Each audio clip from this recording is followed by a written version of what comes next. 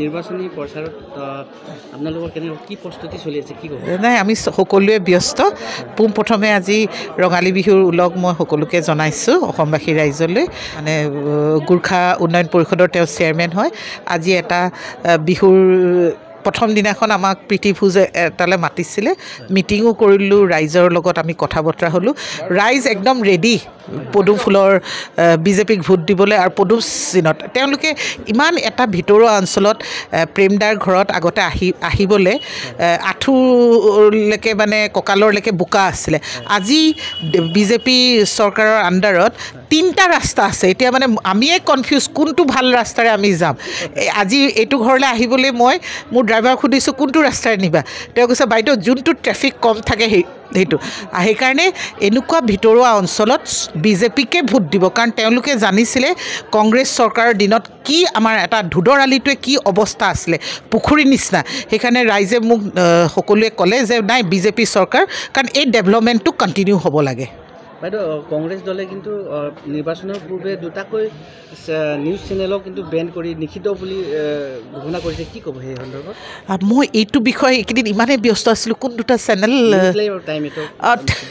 তেওঁলোকে, কাৰণ news live আৰু নিউজ 18 সদায় ৰাইজৰ মনৰ কথাখিনি লৈ আহে। সেইকাৰণে তেওঁলোকেতো বেন কৰিবই, আৰু কাৰণ ভাল কথা মানে তেওঁলোকে সহযোগ নিদিয়ে ন, তেওঁলোকে অকল ধ্বংস কথাত দিয়ে আৰু ডেষ্ট্ৰাকটিভ তেওঁলোকে পলিটিক্স কৰে।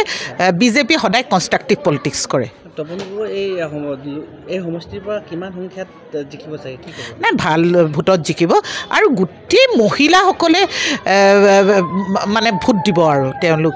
আৰু মহিলাই যেতিয়া এটা ঘৰ চলায়, হাজবেণ্ডো নেচাৰেলি মহিলাৰ মতেই চলিব লাগিব এইবাৰ।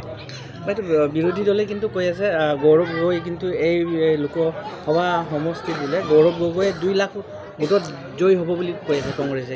গৌৰৱ গগৈ জিকিলেও হাৰিলেও আমি গৌৰৱ গগৈক আৰু বিচাৰি নাপাওঁ। 19 তাৰিখৰ পিছত আমি বিচাৰি নাপাওঁ। তেওঁ ক'ত গৈ পেলাই তেওঁৰ ৱাইফৰ পৰিয়ালৰ লগত থাকিব, আমি সমষ্টিবাসীয়ে কোনো এজনে আমি বিচাৰি নাপাওঁ। সেইকাৰণে ৰাইজ আজি বহুত সচেতন। তেওঁলোকে যিজনক ওচৰত পাব আমাক ওচৰত পায়, কাৰণ গৌৰৱ গগৈ এড্ৰেছেই নাই, কোনটো এড্ৰেছত তেওঁলোকে যাব। সেইকাৰণে আমাৰ এড্ৰেছবিলাকলৈ আহিব। আৰু বিজেপি কাৰ্যকৰ্তাসকলেও যথেষ্ট তেওঁলোকে ৰাইজৰ কাম কৰিছে। সেইকাৰণে ভোটাৰ্ছে জানেই আৰু আমি বিজেপি কাৰ্যকৰ্তা এজনক নাপালে তপন দাক নাপালে নৱনীতা বাইদেউক পাব, নৱনীতা বাইদেউক নাপালে ধৰ্মেশ্বৰ কোঁৱৰ দাক পাব, ধৰ্মেশ্বৰ কোঁৱৰ দাক নাপালে প্ৰেম তামাঙৰ এড্ৰেছত আহি যাব। তো আমাৰ মানে প্ৰত্যেকজনে আমি ৰাইজৰ সেৱা কৰিবলৈ ৰেডি হৈ আছোঁ।